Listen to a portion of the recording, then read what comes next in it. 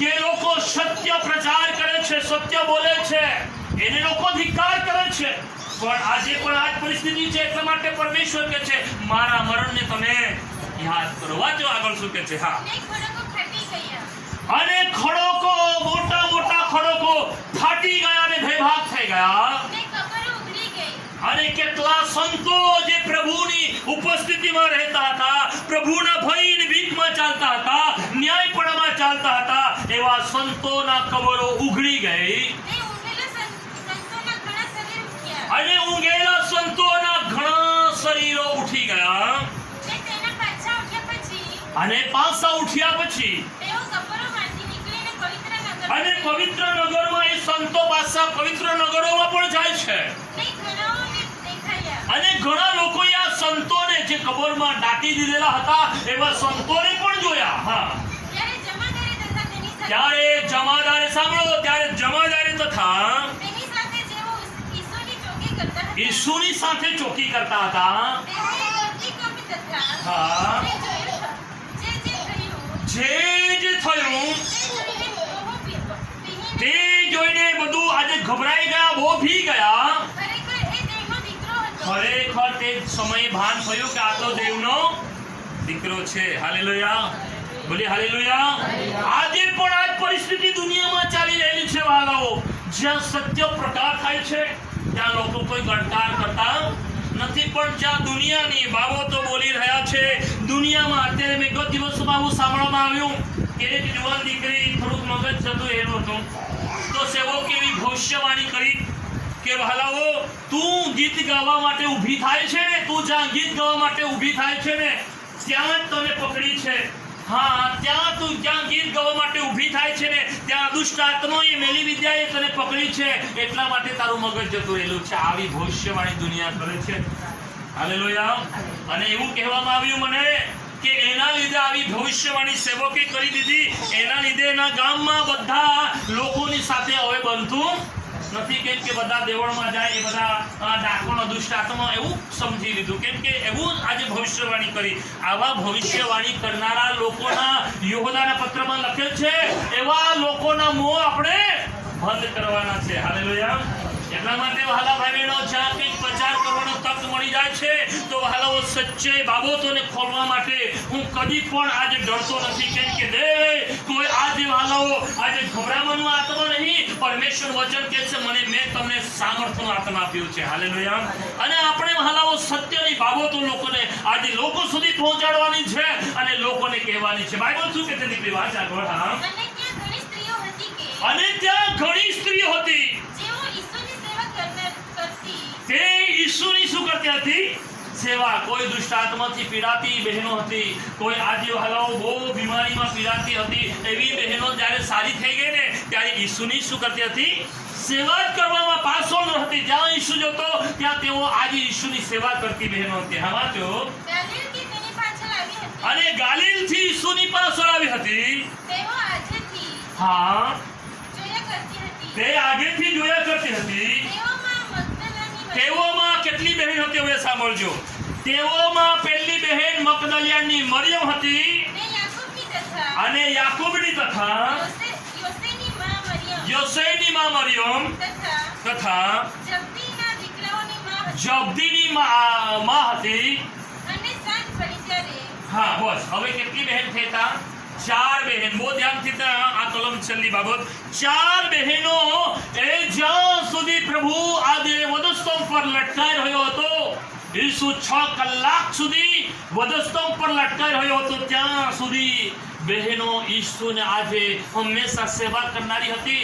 એવી 4 બહેનો ત્યાં આજે હતી, અને તે વહાલાઓ આજે હંમેશા ઈસુને આજે માટે હંમેશા રડતી હતી. ઈસુ આજે કેટલું બધું સહન કરી રહ્યો છે. 6 કલાક વધસ્તંભ પર હોવા છતાં એ હજુ પણ પ્રાણ છોડતો નથી. માણસો તે સમયમાં વહાલાઓ 40 કોરડા માર આપે એટલે તે માણસ મરી જતું હતું. હા, લોહી લોહાણ થઈ જતું, એટલે આજે આખું લોહી શરીરમાંથી નીકળી જતું, એટલે ત્યાં 40 કોરડામાં જ મરી જતું હતું. પણ આ તો હજુ પણ મરતો નથી. ત્યારે આજે જમાદાર અને આખું પોલીસ ડિપાર્ટમેન્ટને પણ ખબર પડી જાય છે કે ખરેખર આ તો દેવનો દીકરો હતો. હાલેલુયા. એટલા માટે પ્રભુ યેસુએ કીધું કે મારા મરણને યાદ કરો, મારા મરણને યાદ કરો. બીજું બાઇબલમાં કોઈ યાદ કરવાની વાત નથી કરી, પણ ઈસુના મરણને હંમેશા માટે યાદ કરીએ. અને પ્રભુ યેસુએ એમ કીધું કે આજે તેને હાથમાં પ્યાલો લીધો અને પ્યાલો લઈને કહ્યું કે તમે માહે માહે વેચી લો.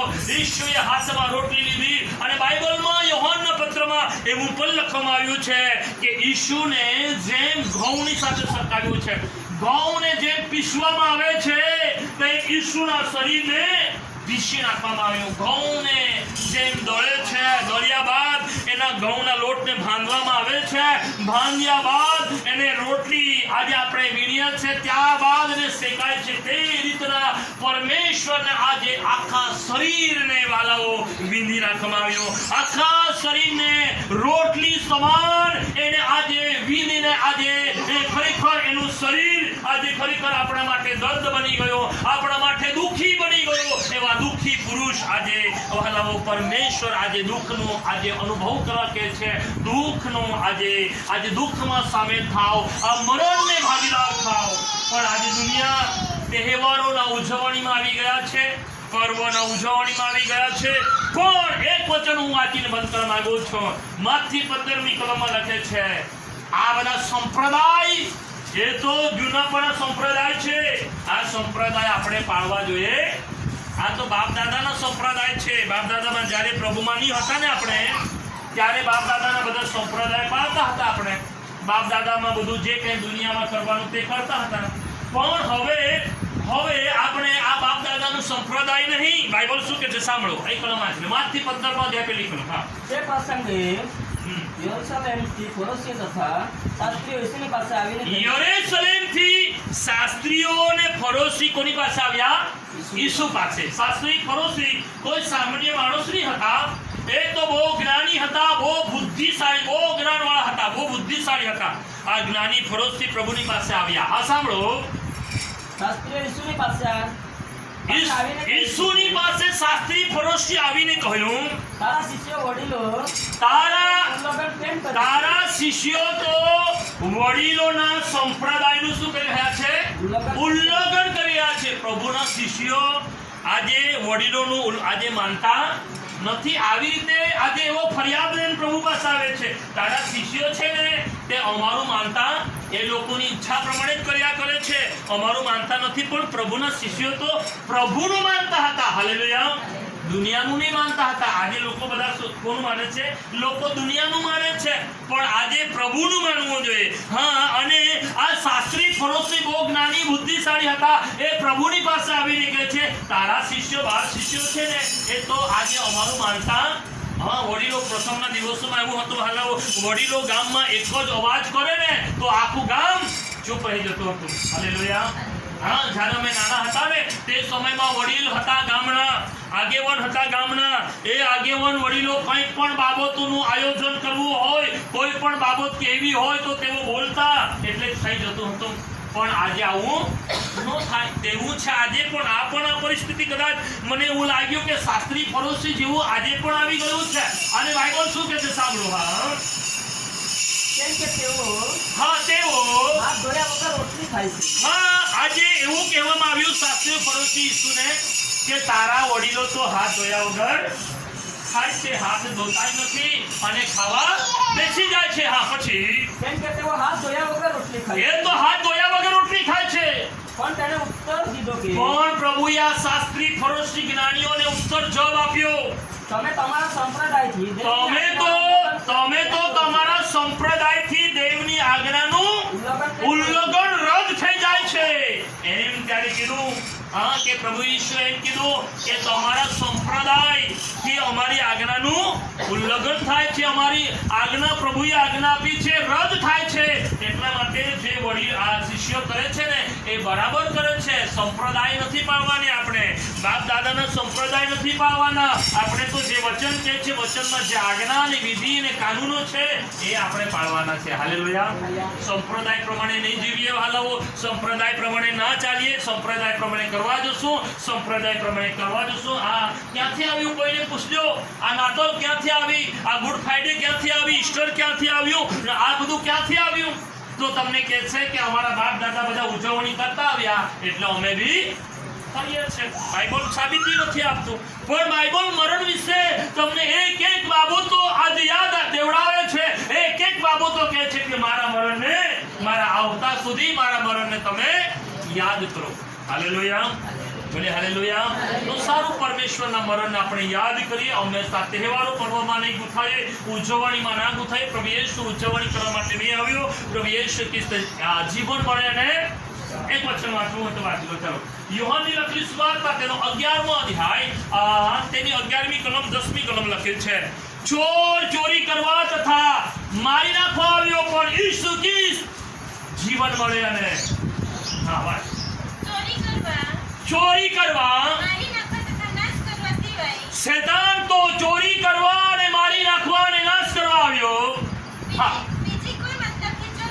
ચોર આવતો નથી, પણ પ્રભુ ઈસુ ખ્રિસ્ત એટલા માટે આવ્યો તેઓને જીવન મળે અને તે જીવન પુષ્કળ મળે. એટલા માટે પ્રભુ કહે છે હું આ જગતમાં આવ્યો છું. હાલેલુયા. તો જીવન મળવું જોઈએ. એ જીવન કેવું છે? અનંત જીવન. એ જીવન કેવું છે? સ્વર્ગીય જીવન. એ જીવન કેવું છે કે એ જીવન અમર છે, ત્યાં કદી નાશ નથી. સદાને માટે ત્યાં આનંદ છે, સદાને માટે શાંતિ છે, સદાને માટે સુખ છે. એવા આજે અનંત જીવન માટે પ્રભુ આવ્યો. પ્રભુ યેશુ કોઈ ધર્મ કે ઉજવણી કરવા નહીં આવ્યો. ઈસુ ખ્રિસ્ત કોઈ પર્વ પાળવા માટે નહીં આવ્યો. ઈસુ તો જીવન મળે અને પુષ્કળ મળે એના માટે પ્રભુ આવ્યો છે. તો સારું, પ્રભુએ છે વચન આપ્યા છે, વચનને પ્રભુ આશીષ આપે અને જરૂર છે કે આપણે કાર્યમાં આગળ વધીએ છીએ.